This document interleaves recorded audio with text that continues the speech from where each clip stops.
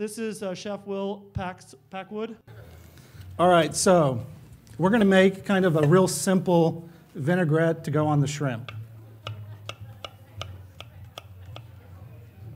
If you guys want, ask me questions as we're going along, because I actually like to interact with you guys. It's not all about me. Good question. You can actually find those at Central Market in the bulk section. If you go to the bulk section and you look where the spices are, the lady with the hat asked me, right? Okay. I want to make sure I'm looking at the right person. So you go to the bulk section where all the spices are. There's going to be a section with all the different ground chilies, and it's going to be right there. There's another chili that's very, very similar that you can get away with using, and it's Espelette. Have any of you guys ever used Espelette chilies? It's a chili from southern France. It's very, very mild. This is a very, very mild chili. You want to try some?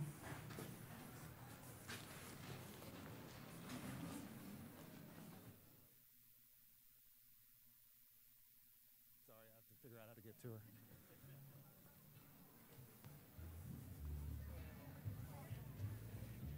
Try that. Tell everybody what you think.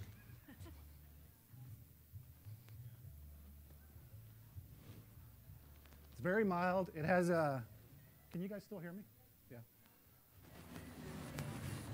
So, wow, that changed. So it's a very, very mild chili, but it has a very nice tart quality, almost kind of citrusy quality to it. So it works well. It works really well with grilled seafood. I don't love it with beef or pork. Lamb, it's really nice with lamb. So I'm using the Terra Verde olive oil. It's nice and clean.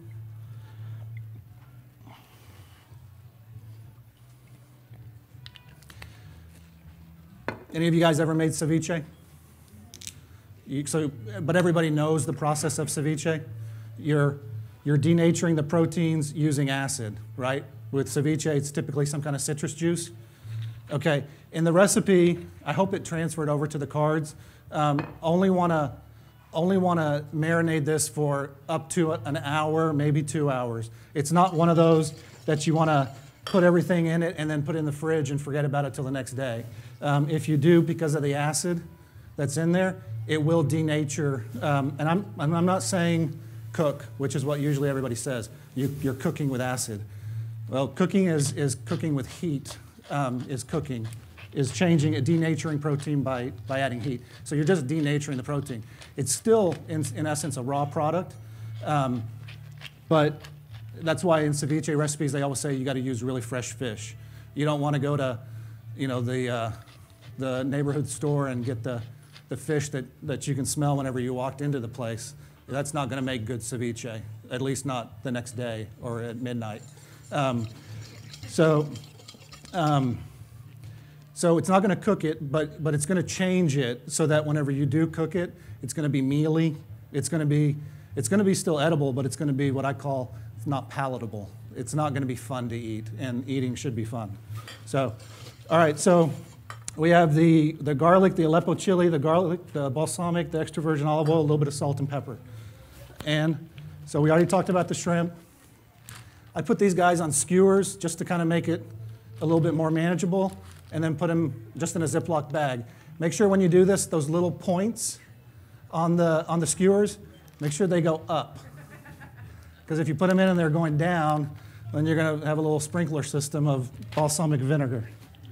So put those guys in there, and then we're just going to pour this on.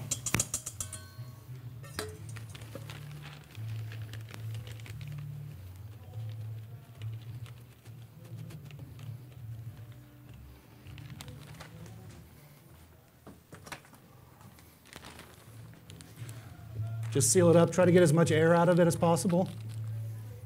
Seal it up. In the recipe, I say toss it, and you just want to kind of make sure that it gets all coated. If you use head-on and and you leave, shrimps have this little kind of horn that sticks out from their face, and you got to also watch that about piercing the bag. So just coat them and then just stick them in the fridge.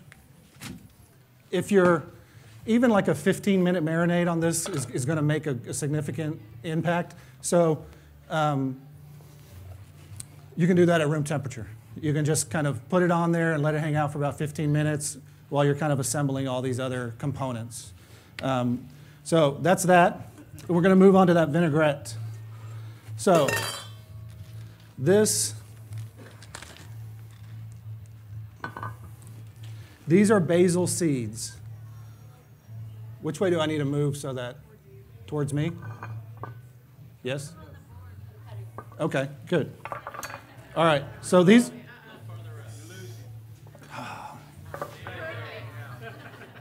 all right, so these are basil seeds.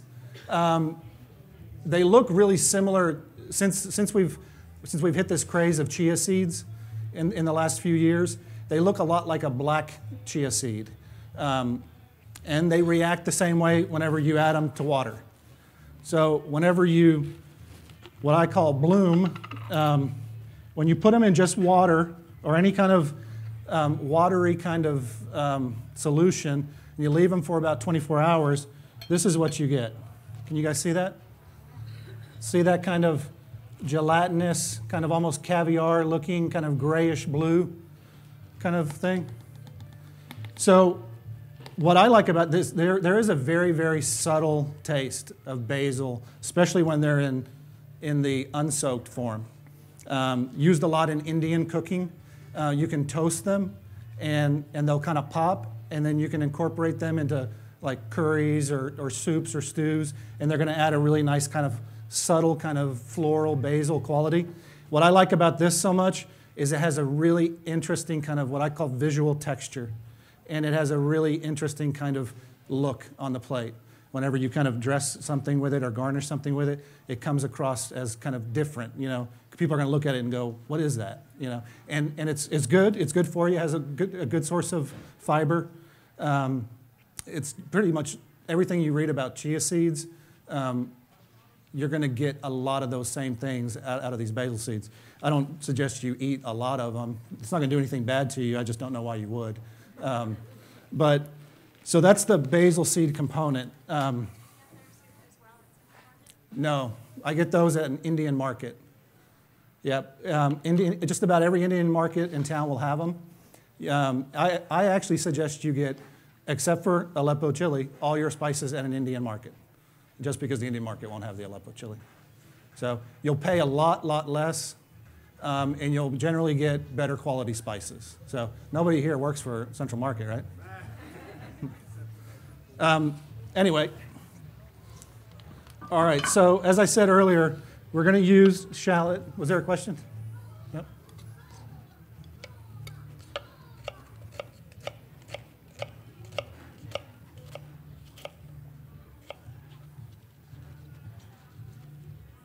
This is a really large shallot, so I'm actually going to only use half of it. This was a large shallot. I'm only using half of it.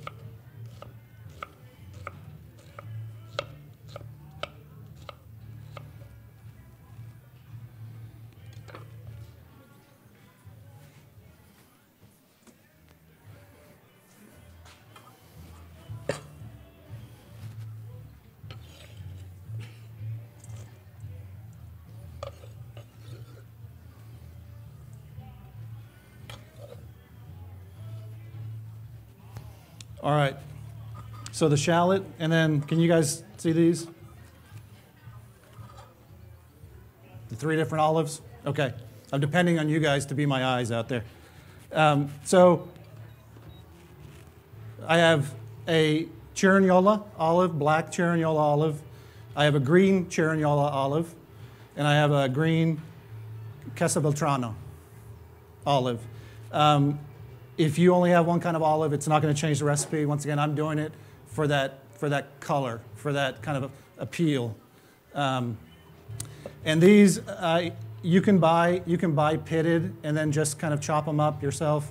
I have this weird idea that a olive with a pit tastes better than an olive without a pit. And I'm not sure exactly why. I've had friends ask me. And I think when the pit's gone, the exposure to the brine, it becomes overly brined. So there is actually, I've justified it in my own head. So I buy olives with pits, and then it's pretty easy. You can just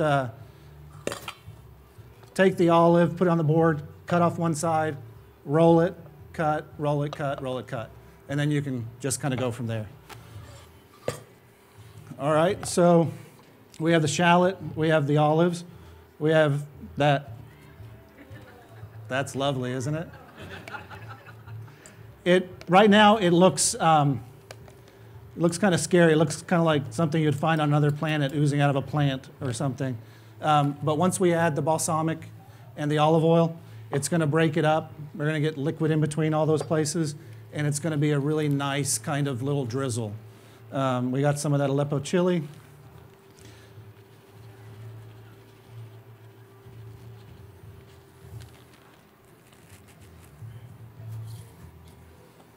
Any questions? Nope.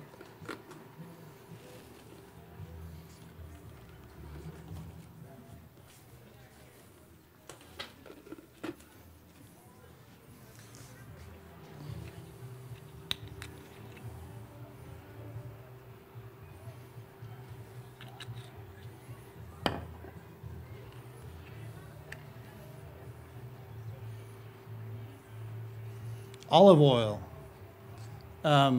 I talked about balsamic, and I know that Tony talked a lot about olive oil also. Years ago, I moved to Italy and worked in Italy for a couple of years, and always my professional life was all pretty much in the U.S. And at the time, pretty much every culinary school, every chef always taught you don't cook with extra virgin olive oil. If you're going to cook with olive oil, then you use like a pure or a pumice. I suggest you never use pumice olive oil. It's chemically extracted. Extra virgin, they take the fruit, they press it, they get extra virgin olive oil. They take all that solid and they press it again, they get virgin, they press it again, they get pure, they press it again, and some producers make what they call a light. And then they take all that stuff, the seeds or the pits, some pieces of stem, some leaves that fell in there, the pulp from the meat of the olives, and then they heat it and they add chemicals that forces out more oil. So it's chemically extracted. It may be no problem with it at all. It just doesn't sound good to me. So I suggest never using pumice. With that said, when I was in Italy, every restaurant that I worked at only cooked with extra virgin olive oil. And pretty much everybody at home only cooked with extra virgin olive oil. I'm convinced they send all the other stuff to the US and then tell chefs, don't ever cook with extra virgin olive oil and buy these products. So it's not as much about the products. It's a lot more about, on your stove, you've probably seen guys say this in cooking demos before, about how there's the off and then there's the on, and there's all that space in between the two. And especially cooks in restaurants, they're probably harder to teach how to cook than you guys are. Cooks that we hire in restaurants, because they got blinders on. You guys haven't been adulterated yet. So if you control your heat, you can still saute with extra virgin olive oil. You just have to control the heat. But the flavor is incredible. If you do it wrong, the flavor is the other side, not incredible. So I always suggest, in fact, in my last restaurant, we even deep fried in olive oil, extra virgin olive oil, because you're not going to get the same flavor. The last restaurant was Italian. You're not going to get those Italian flavors unless you cook like they do in Italy and you use the ingredients like they do in Italy. So we would deep fry, and even pastries. We would deep fry some different donut-like pastries in extra virgin olive oil. And if you just control the heat and a little bit of experience, it's a phenomenal fat to cook with. And we all know the health benefits.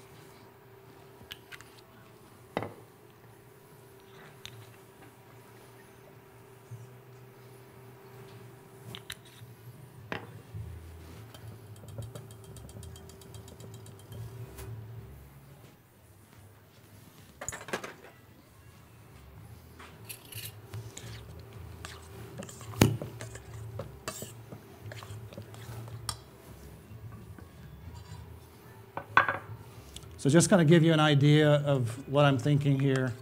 You can kind of see that it kind of has this kind of confetti-like kind of quality to it that we're going to be looking for on the final plate.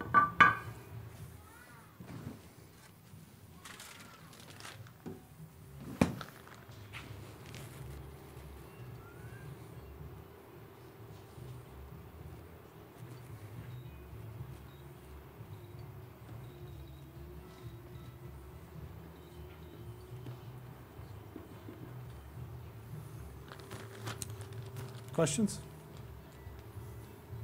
Any other, like?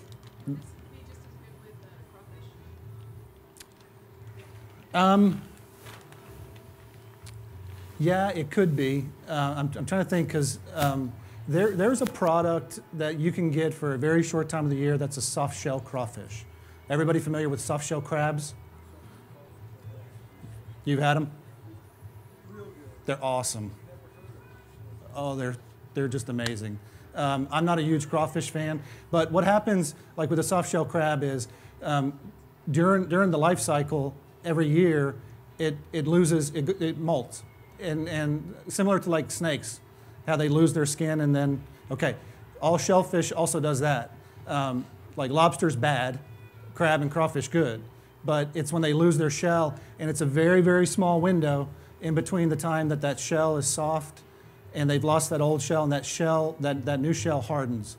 So there's a really small, very short window in there, and if you can harvest them during that time, then we've all had soft shell crab, really, really incredible. Well, the crawfish do the same thing, and then you get these crawfish. And the reason I'm saying this is because it's hard to really peel a crawfish when it's still in its raw state.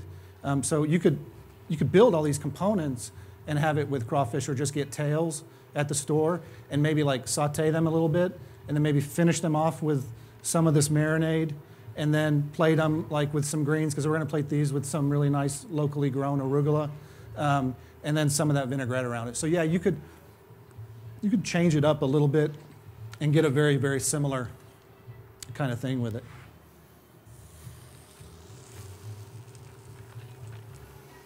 Make sure whenever you go to put them on the grill that you take the garlic off, because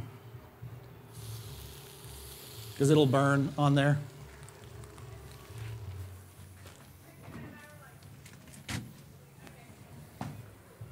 How are we doing with time? 5 minutes? Beautiful.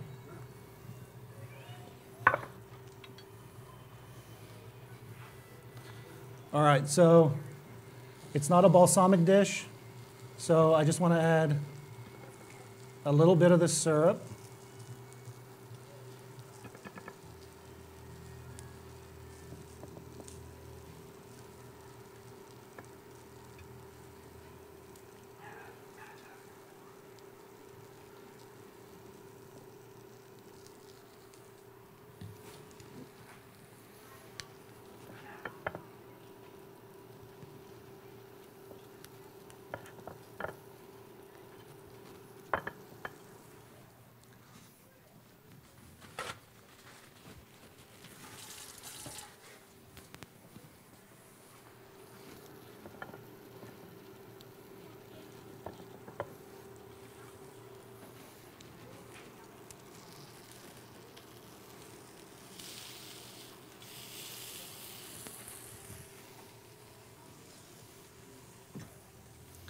I have a little bit, this olive oil, or I'm sorry, this arugula was, it's grown in Manor, Texas. You can find it in Whole Foods. It's under the label Safari, Leaf Safari. Really, really nice product. Really nice guy grows this too. So it's kind of, I don't know, for me it's kind of reassuring that I'm buying products from people that I actually like.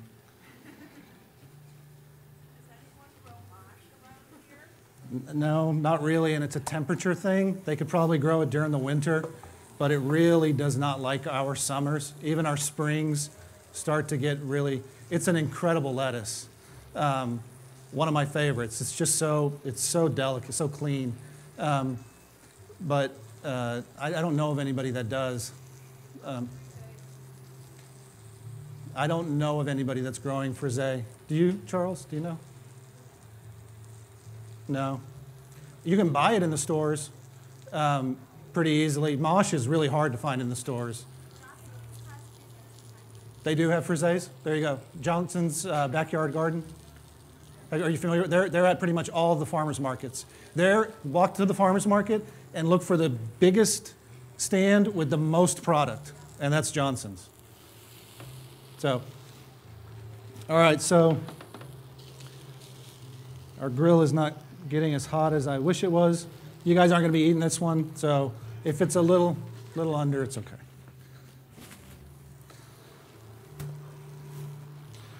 So,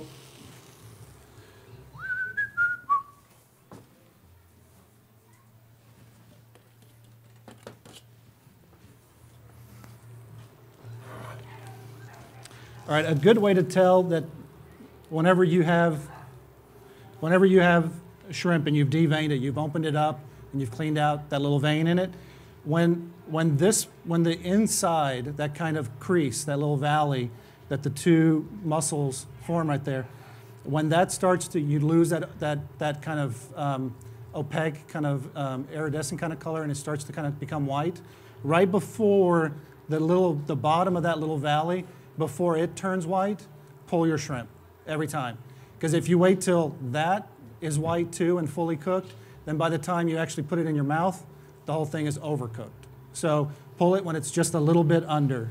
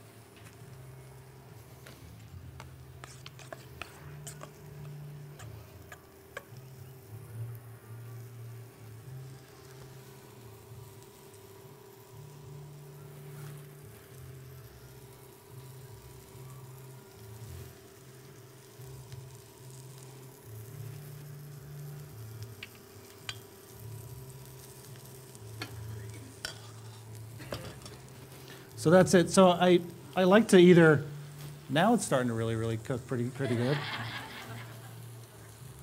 Murphy's Law. So I like to, I forget, you guys can't see it when it's up there. So I like to use a little bit of the balsamic and really make it where it's your choice of when you get that kind of sweet punch, because there is balsamic in every element. So you're getting balsamic no matter what you're eating. But this little added kind of sweetness and that kind of, like I talked in the beginning, that kind of barbecue-esque kind of quality. I like to make all my food very interactive with the customers. So you have some responsibility too. And so whenever you eat this plate, you can kind of pick and choose when you're getting some of those different components. So I either use very, very little on the shrimp, or I like to actually put it to the side, because that really is the dominating component on this dish. So I don't want to push it down your throat kind of thing. I want to make it kind of a little bit more fun for you guys. So that's that. You guys have any questions?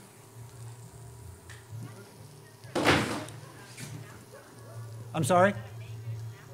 This would probably be, if I was going to serve this in a restaurant, this would be a dish in a multi-course dish, or a multi-course dinner.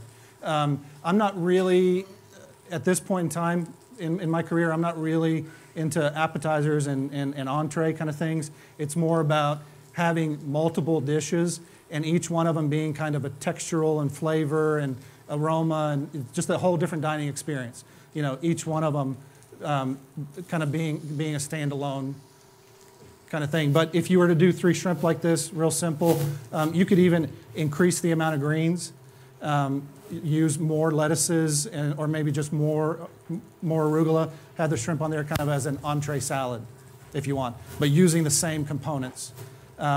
With just 3 shrimp, it could be an appetizer, and then you can go on to like a really nice roasted fish, or you could even transition from this dish into a big kind of hearty meaty dish because of the flavors that we have in here. It's not going to be a stretch to really go into a really big dish, because this is, for a seafood dish, this is pretty big. You know, this is one of those dishes that you could do with a really nice kind of smoky, kind of minerally Southern French red wine. You know, that would work really well with this.